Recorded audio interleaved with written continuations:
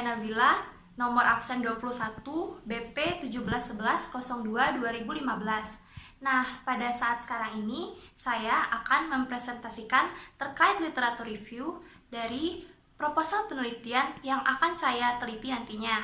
Selamat menyaksikan. Di mana judul dari penelitian yang akan saya bahas yaitu pengaruh financial technology atau fintech terhadap profitabilitas perbankan syariah.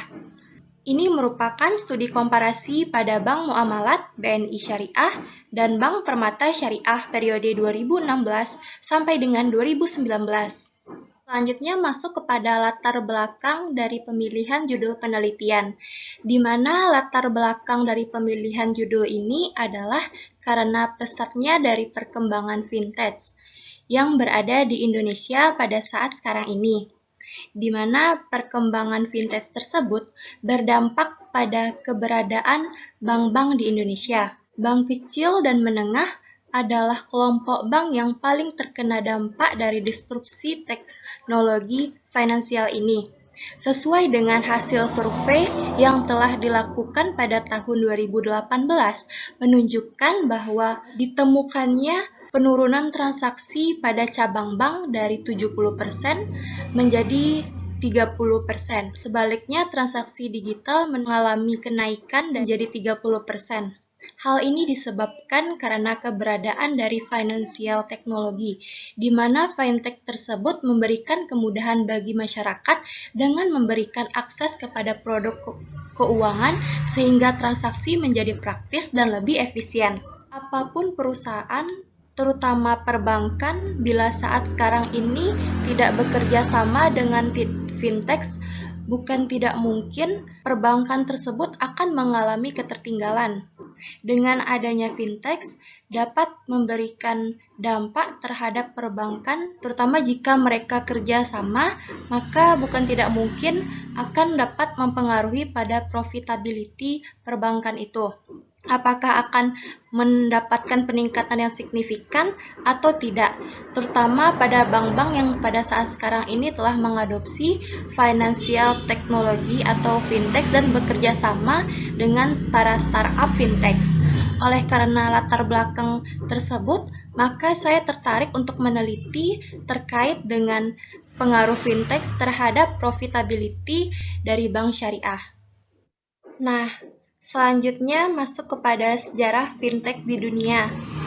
Profesor Douglas W. Arner dari Hong Kong University membagi perkembangan fintech ke dalam 4 era fintech, yaitu fintech 1.0, fintech 2.0, fintech 3.0, dan fintech 3.5. Yang mana fintech 1.0 berlangsung dari tahun 1866 hingga 1967.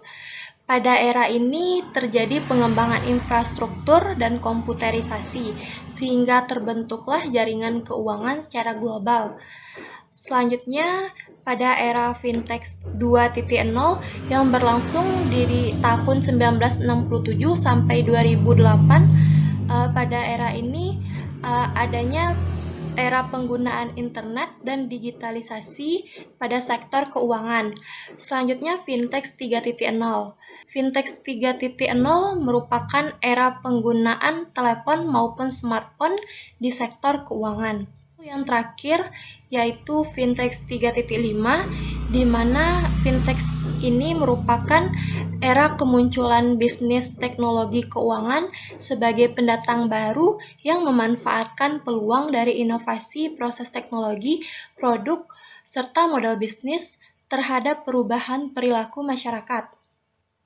Selain itu juga ada beberapa sumber yang menyatakan bahwa awal mulanya fintech dimulai karena adanya krisis ekonomi yang terjadi pada Amerika Serikat, terjadi di tahun 2008, di mana pada saat itu terjadi kondisi yang tidak stabil, sehingga masyarakat mulai tidak sabar dan mereka ingin menciptakan suatu teknologi yang membuat menjadi lebih efisien, sehingga tidak ada lagi proses yang menunggu, yang bertele-tele pada birokrasi pemerintahan ataupun otoritas jasa keuangan. Oleh karena itu, lahirlah fintech ini. Berkembang pesat sekali hingga tahun 2016, di mana fintech ini sangat memudahkan mereka dalam mengakses produk ataupun sektor keuangan.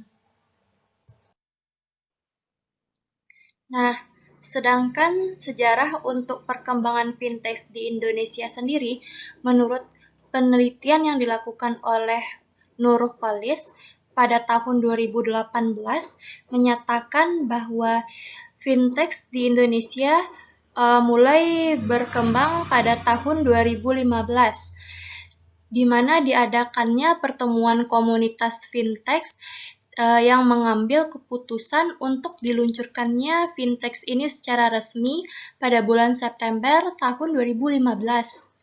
Lalu untuk memenuhi regulasi dari pihak otoritas, maka diadakanlah pertemuan dengan Ketua Dewan Komisioner Otoritas Jasa Keuangan atau OJK pada Oktober 2015, sehingga dimulailah sesi rutin 2 mingguan. Alhasil pada Maret 2016, fintech secara resmi menjadi badan hukum perkumpulan dan terdaftar pada Kementerian Hukum dan HAM Republik Indonesia, di mana pada saat sekarang ini fintech sendiri telah memiliki dasar hukum, yaitunya ada dari Peraturan Bank Indonesia dan juga dari Peraturan Otoritas Jasa Keuangan. Dari Peraturan Bank Indonesia sendiri, yaitu nomor 18/40/PBI/2016 tentang penyelenggaraan pemrosesan transaksi pembayaran. Yang kedua, Peraturan Bank Indonesia nomor 19/12/PBI/2017 tentang penyelenggaraan financial teknologi. Yang ketiga, Peraturan Otoritas Jasa Keuangan Nomor 77/POJK/01/2016 tentang layanan pinjaman meminjam uang berbasis teknologi informasi.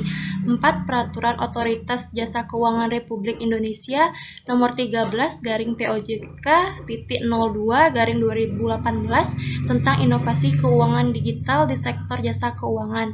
Selain itu, juga terdapat beberapa peraturan lainnya yang terkait dengan uji dari fintech ini sendiri. Seperti yang terlihat pada slide, bahwa sebenarnya pada tahun 2006 sendiri, fintech itu telah mulai tumbuh di Indonesia, namun tidak terlalu signifikan, yaitu hanya sebesar 7%. Lalu pada tahun 2011 sampai dengan 2012, menurun menjadi 6%, dan pada tahun 2013 hingga tahun 2014 terjadi kenaikan menjadi 9%, lalu puncaknya yaitu pada tahun 2015 sampai dengan 2016 jauh sekali kenaikannya menjadi 78%. Hal ini karena telah diresmikannya fintech ini menjadi organisasi perkumpulan hukum. Nah, lalu apa itu fintech? Pasti semua teman-teman sudah tidak asing atau sudah pernah mendengar kata fintech. Mungkin sudah secara langsung kita sudah pernah menggunakannya tanpa kita sadari.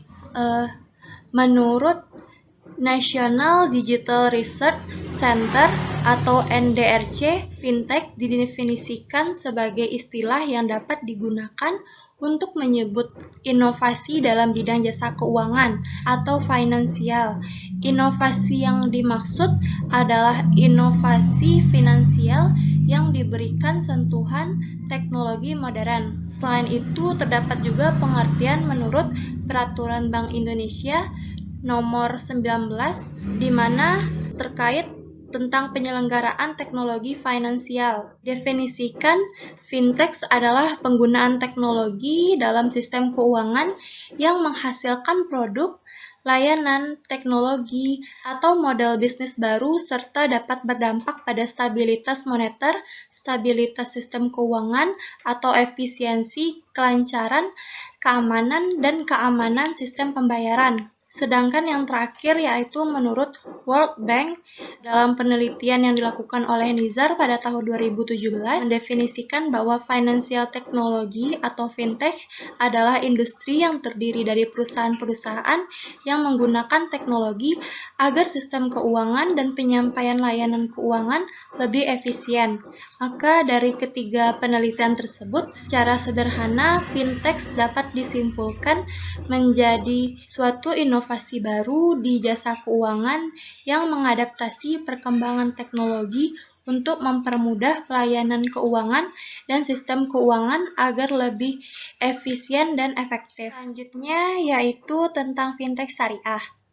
Selain fintech non-syariah, terdapat pula fintech syariah. Sama seperti fintech non-syariah yang mempunyai dasar hukum, fintech syariah juga mempunyai dasar hukum, yaitunya Fatwa Dewan Syariah Nasional MUI nomor 117/DSN/MUI/2/2018 tentang layanan pembiayaan berbasis teknologi informasi berdasarkan prinsip syariah, di mana fintech syariah ini pengertiannya adalah penyelenggaraan jasa keuangan berdasarkan prinsip syariah. Prinsip syariah yang dimaksud adalah aturan perjanjian berdasarkan hukum Islam tanpa adanya riba, gharar, maisyir, tadlis, dan darar. Selain itu, perbedaan yang paling mencolok antara keduanya terlihat dari dalam penerapan bunga atau riba, yang mana umumnya fintech syariah tidak mengenal adanya bunga atau tidak mengenakan bunga pada peminjam, sehingga transaksi antara investor, perusahaan fintech syariah, dan peminjam bersifat kerjasama. Nantinya terdapat sistem bagi hasil bagi setiap pihak pada kerjasama dengan tenor yang telah disepakati. Nah, sampai dengan 14 Agustus 2020 pada tahun saat sekarang ini, total jumlah penyelenggara vintage peer-to-peer lending atau vintage lending yang terdaftar dan berizin di OJK adalah sebanyak 157 perusahaan, di mana sebanyak 33 perusahaan fintech telah mendapatkan izin usaha atau tidak memiliki masa kadaluarsa atas tanda izin yang dimilikinya, dan sebanyak 124 fintech lainnya dikategorikan telah terdaftar di OJK, di mana artinya mereka dapat menjalankan kegiatan operasional hingga 1 tahun, namun setelahnya mereka wajib untuk mengajukan permohonan perizinan. Apabila tidak mengajukan permohonan perizinan, maka fintech tersebut harus mengembalikan tanda terdaftarnya kepada OJK. Sedangkan saat ini untuk fintech syariah terdapat 12 perusahaan fintech syariah yang sudah mendapatkan izin dari Otoritas Jasa Keuangan. Kemudian fintech syariah juga mengacu pada Fatwa Dewan Syariah Nasional Majelis Ulama Indonesia DSN MUI nomor 117/2018 tentang layanan pembiayaan berbasis teknologi informasi berdasarkan prinsip syariah. Sebelumnya, pasti kita semua sudah mengetahui apa itu perbankan atau bank.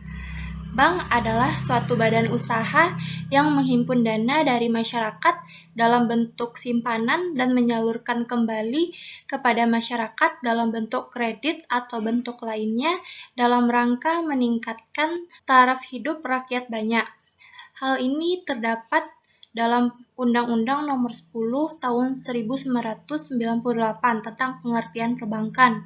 Terkait pengertian bank syariah terdapat pada Undang-Undang Nomor 21 Tahun 2008. Bank syariah didefinisikan sebagai bank yang menjalankan kegiatan usahanya berdasarkan prinsip syariah dan menurut jenisnya terdiri atas Bank Umum Syariah atau BUS dan Bank Pembiayaan Rakyat Syariah atau BPRS. Prinsip syariah yang dimaksud dalam pengertian tersebut adalah aturan perjanjian berdasarkan hukum Islam antara bank dan pihak lainnya. Lalu apa sih produk finansial teknologi perbankan? Nah, dapat dilihat pada slide yang tertera pada layar. Masuk kepada pengertian dari profitability. Profitabilitas adalah hasil dari kebijaksanaan yang diambil oleh manajemen. Rasio keuntungan untuk mengatur seberapa besar tingkat keuntungan yang diperoleh oleh perusahaan. Semakin besar tingkat keuntungan, maka semakin baik manajemen dalam mengelola perusahaan. Nah, selanjutnya masuk kepada review dari penelitian terdahulu. Penelitian pertama dari Okonkwo, Ikeuye, Victor et al. Pada tahun 2017. Judul penelitiannya yaitu The Effect of Information and Communication Technology and Financial Innovation on Performance on Nigerian Commercial Banks. Penelitian laporan keuangan dari 2001 sampai 2013, di mana tujuannya adalah untuk mengkaji dampak teknologi informasi dan komunikasi serta inovasi keuangan pada kinerja bank komersial Nigeria menggunakan metode penelitian deskriptif kuantitatif dengan sampel laporan keuangan tahunan dari 11 bank komersial, maka didapatkanlah hasil dari penelitian kuantitatif tersebut, yaitu ada 2 kesimpulan. Yang pertama, layanan e-banking menunjukkan pengaruh positif terhadap kinerja bank, tetapi sebenarnya tidak signifikan secara statistik. Yang kedua, inovasi perbankan tidak benar-benar meningkatkan kinerja di bank umum di Nigeria. Inovasi perbankan di sini maksudnya ialah ATM. Saran dari peneliti, di sini bank harus memberikan penekanan pada pemanfaatan yang efisien dari inovasi perbankan atau peralatan layanan e-banking itu sendiri. Yang kedua, ada penelitian dari Nurholis pada tahun 2018. Judul penelitiannya Perbankan dalam Era Baru Digital. Tujuan dari penelitian adalah untuk mengetahui bagaimana kelanjutan sumber daya manusia yang selama ini bekerja di layanan perbankan apabila fungsinya sudah digantikan dengan digital application. Selanjutnya, untuk mengetahui bagaimanakah keamanan transaksi nasabah apabila semua transaksi dilakukan secara digital. Yang ketiga, untuk mengetahui regulasi dari Bank Indonesia dan Otoritas Jasa Keuangan terhadap perbankan secara digital. Penelitian menggunakan metode deskriptif kualitatif dengan sampel, yaitu data-data yang dipakai adalah literatur, berita-berita, wawancara, dan pengamatan langsung dengan apa yang terjadi. Lalu didapatkanlah hasil penelitian, yaitunya teknologi akan menyebabkan adanya peralihan tenaga kerja. Selanjutnya yang kedua, Bank Indonesia mengeluarkan peraturan anggota Dewan Gubernur nomor 19/14 PADG 2017 tentang ruang uji terbatas guna uji keamanan digital application. Yang ketiga, hasilnya BI dan OJK sudah menerapkan aturan yang jelas dan tegas dengan dikeluarkannya peraturan Otoritas Jasa Keuangan nomor 77 tentang layanan pinjaman uang berbasis teknologi informasi. Saran dari peneliti adalah agar setiap usaha, khususnya perbankan, untuk meningkatkan kemampuannya, baik dari segi sumber daya manusia maupun sumber daya teknologinya, sehingga tetap eksis melayani masyarakat. Nah, penelitian yang ketiga adalah dari Andi Zulfikar et al. Pada tahun 2018. Judulnya Islamic Financial Technology Toward the Advancement of Islamic Banking in Indonesia. Tujuan penelitian untuk menganalisis lebih dalam kekuatan, kelemahan, peluang, dan ancaman atau analisis SWOT dari penerapan teknologi keuangan mobile banking perbankan syariah di Indonesia. Dengan metode penelitian deskriptif kualitatif menggunakan sampel 10 orang informan dari nasabah yang menggunakan bank syariah mandiri mobile banking yang diamati selama periode 1 Oktober hingga 25 November 2018. Analisis SWOT dari penelitian yang dilakukan menunjukkan bagaimana teknologi keuangan dengan layanan mobile banking signifikan meningkatkan efektivitas dan efisiensi. Lalu terdapat saran dari peneliti bahwa untuk penelitian yang selanjutnya direkomendasikan dilakukan penelitian terutama dalam pengembangan teknologi berbasis syariah. Yang keempat, penelitian yang dilakukan oleh Ihsan Kamil pada tahun 2018. Judul penelitian Pengaruh Peraturan Bank Indonesia Nomor 18 tentang uang elektronik terhadap kesehatan Bank Pembangunan Daerah, studi pada PT Bank Pembangunan Daerah Sumatera Selatan dan Bangka Belitung. Tujuan dari penelitian yang pertama untuk mengetahui secara empiris kinerja keuangan Bank Sumsel Babel atau Bangka Belitung sebelum dari penerbitan Peraturan Bank Indonesia Nomor 18. Yang kedua untuk mengetahui secara empiris kinerja keuangan Bank Sumsel Bangka Belitung sesudah penerbitan Peraturan Bank Indonesia Nomor 18. Dengan menggunakan metode penelitian komparatif kuantitatif menggunakan sampel laporan keuangan tahunan serta laporan Good Corporate Governance dari PT BPD Sumsel Bangka Belitung, didapatkanlah hasil penelitian bahwa kesehatan Bank Sumsel Bangka Belitung sebelum PBI nomor 18 berada pada peringkat 2 dan sesudahnya berada pada peringkat 1. Yang kedua, hasil dari variabel NPL dan CAR berpengaruh negatif dan signifikan sesudah penerbitan, sedangkan LDR, GCG, ROA tidak signifikan dengan variabel LDR dan RO berpengaruh negatif dan GCG berpengaruh positif. Saran dari peneliti ini adalah agar penelitian selanjutnya menambahkan rasio keuangan lainnya atau menggunakan rasio keuangan dari sisi internal dan eksternal. Yang kelima yaitu penelitian yang dilakukan oleh Farah Margareta pada tahun 2015. Judul penelitian adalah Dampak Electronic Banking terhadap Kinerja Perbankan di Indonesia. Tujuan penelitian untuk mengetahui pengaruh pelayanan perbankan terhadap profitabilitas bank.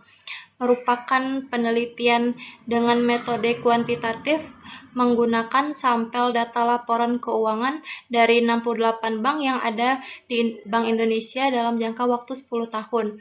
Terdapat hasil dari penelitian yaitunya menunjukkan bahwa adanya pengaruh layanan internet banking terhadap efisiensi profitabilitas dan pengelompokannya berbeda. Saran dari peneliti adalah agar manajer keuangan dan investor harus memperhatikan pengaruh ROA, ROE, BOPO, dan aset. Yang keenam adalah penelitian yang dilakukan oleh Irma Musdalifa et al. Pada tahun 2018. Judul penelitian Peran Fintech dalam Meningkatkan Keuangan Inklusif pada UMKM di Indonesia, Pendekatan Keuangan Syariah. Tujuannya untuk menganalisis peran fintech dalam meningkatkan keuangan inklusif pada UMKM. Menggunakan metode penelitian deskriptif kuantitatif dengan sampel penelitian yaitu para dosen perbankan syariah Fakultas Agama Islam UM Surabaya yang bersedia menjadi informan dan dokumen-dokumen terkait misalnya artikel, buku, dan foto. Didapatkanlah hasil penelitian, yaitunya kehadiran sejumlah perusahaan fintech turut berkontribusi dalam perkembangan UMKM. Tidak hanya sebatas membantu pembiayaan modal usaha, peran fintech juga sudah merambah dalam berbagai aspek seperti dalam layanan pembayaran digital, dan pengaturan keuangan. Terdapat saran dari peneliti agar untuk meningkatkan literasi keuangan, agar masyarakat daerah dan pelosok lebih mengetahui teknologi finansial, sehingga masyarakat dapat lebih produktif dalam meningkatkan pendapatan daerahnya. 7. Penelitian yang dilakukan oleh Ridwan Muklis pada tahun 2018. Judulnya adalah Analisis SWOT Financial Technology Fintech Pembiayaan Perbankan Syariah di Indonesia, Studi Kasus 4 Bank Syariah di Kota Medan. Tujuan penelitian untuk mengetahui perkembangan aplikasi yang diciptakan perbankan syariah agar dapat memanfaatkan fintech dalam upaya percepatan proses pembiayaan dengan metode penelitian kualitatif. Sampel penelitian adalah 4 bank syariah di Kota Medan. Didapatkanlah hasil penelitian berdasarkan hasil analisis SWOT pada fintech pembiayaan di perbankan syariah. Diketahui bahwa perkembangan produk development akan semakin baik, di mana fintech akan mengikuti perkembangan yang ada dan mudah disesuaikan dengan perkembangan kebutuhan nasabah. Peneliti menyarankan agar pembuat kebijakan mempersiapkan regulasi yang berhubungan dengan fintech pembiayaan ini, sehingga ikut berkembang seiring dengan kemajuan fintech pembiayaan yang ada, sehingga sejak awal seluruh celah dan risiko dapat dianalisis sejak awal dan dibuatkan eliminasinya. Yang kedelapan, penelitian yang dilakukan oleh Immanuel Aditya Wulanato Krismatianto tahun 2017. Judul penelitian Analisis SWOT Implementasi Teknologi Finansial terhadap Kualitas Layanan Perbankan di Indonesia. Tujuan penelitian untuk menganalisis secara lebih mendalam mengenai kekuatan, kelemahan, peluang, dan ancaman SWOT implementasi teknologi finansial terhadap kualitas layanan perbankan di Indonesia di era digital melalui studi literatur perbankan dengan metode penelitian deskriptif kualitatif. Didapatkan hasil penelitian yang menunjukkan bahwa setelah melakukan analisis kelemahan, peluang, dan ancaman atau SWOT terhadap implementasi teknologi finansial, bahwa teknologi finansial tersebut memiliki tingkat efektivitas yang baik untuk meningkatkan kualitas layanan perbankan di Indonesia, sehingga pihak manajemen perbankan dapat mengimplementasikannya untuk menjangkau seluruh lapisan masyarakat Indonesia, khususnya bagi masyarakat yang tinggal di daerah 3T, yaitu terdepan, terluar, dan terpencil. Saran dari peneliti adalah perlu upaya tindak lanjut dari pemerintah, OJK, praktisi perbankan, serta penyedia jasa teknologi finansial untuk melakukan kajian yang lebih mendalam secara berkelanjutan terhadap implementasi teknologi finansial tersebut di Indonesia. Yang terakhir yaitu penelitian yang dilakukan oleh Yulia Prastika pada tahun 2019. Judul penelitian Pengaruh Financial Technology atau Fintech terhadap Profitabilitas Perbankan Syariah. Studi komparasi Bank Syariah Mandiri, BNI Syariah, dan Bank Mega Syariah periode 2016 sampai 2018. Tujuannya untuk menganalisis pengaruh finansial teknologi terhadap profitabilitas perbankan syariah dengan metode penelitian deskriptif kuantitatif, menggunakan sampel laporan keuangan Bank Syariah Mandiri, BRI Syariah, dan Bank Mega Syariah periode 2016 sampai 2018. Hasil dari penelitiannya adalah adanya variabel return on asset pada periode rata-rata sebelum dan sesudah bekerja sama pada Bank Syariah Mandiri menunjukkan perbedaan yang signifikan dan positif, di mana ROA mengalami kenaikan, sedangkan pada Bank Negara Indonesia tidak terdapat perbedaan yang signifikan, dan Bank Mega Syariah menunjukkan perbedaan yang signifikan dan negatif. Sedangkan untuk variabel ROE, periode rata-rata sebelum dan sesudah kerjasama, Bank Syariah Mandiri menunjukkan adanya perbedaan signifikan positif. Dan lagi-lagi pada Bank Negara Indonesia dan Mega Syariah tidak menunjukkan perbedaan yang signifikan dan cenderung negatif. Selanjutnya, untuk variabel net interest margin pada periode rata-rata sebelum dan sesudah kerjasama pada Bank Syariah Mandiri menunjukkan adanya perbedaan yang signifikan positif, di mana NIM mengalami kenaikan, sedangkan pada Bank Negara Indonesia tidak terdapat perbedaan yang signifikan. Begitu pula dengan Bank Mega Syariah menunjukkan perbedaan signifikan dan negatif, di mana NIM mengalami penurunan. Selanjutnya, variabel beban operasional terhadap pendapatan sebelum dan sesudah kerjasama pada Bank Syariah menunjukkan adanya perbedaan yang signifikan dan positif. Sedangkan pada Bank Negara Indonesia tidak terdapat perbedaan yang signifikan, dan pada Bank Mega Syariah menunjukkan perbedaan yang signifikan dan negatif. Nah, yang terakhir yaitu kesimpulan. Maka berdasarkan penelitian yang telah dilakukan oleh peneliti terdahulu, dapat disimpulkan bahwa mayoritas fintech memberikan pengaruh yang cukup signifikan bagi perbankan dan juga UMKM dalam hal kerjasama pendanaan atau pembiayaan. Hal ini berdasarkan pada beberapa pernyataan seperti teknologi keuangan dengan layanan mobile banking cukup signifikan dalam meningkatkan efektivitas pelanggan dan efisiensi. Selain itu, kehadiran sejumlah perusahaan fintech turut berkontribusi dalam pengembangan UMKM. Tidak hanya sebatas membantu pembiayaan modal usaha, peran fintech juga sudah merambah kepada berbagai aspek seperti layanan pembayaran digital.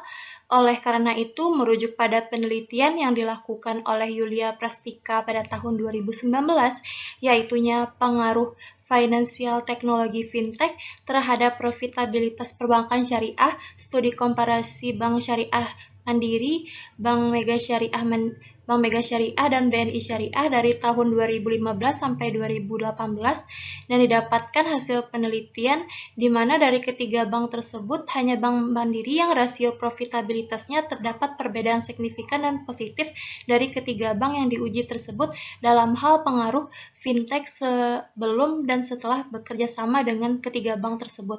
Maka di sini saya tertarik untuk melanjutkan penelitian tersebut, namun dengan menggunakan variabel yang berbeda, dengan objek penelitian yang sama, yaitu Bank Syariah Mandiri, Bank BNI Syariah, dan Bank Mega Syariah, yang mana jenis metode penelitian yang akan dilakukan nantinya adalah deskriptif kuantitatif, serta analisis profitabilitas yang akan dilakukan nantinya menggunakan rasio Camel. Nah, demikianlah presentasi literatur review dari saya. Apabila terdapat kata-kata yang salah, mohon dimaafkan. Wabillahi taufik wal hidayah. Wassalamualaikum warahmatullahi wabarakatuh.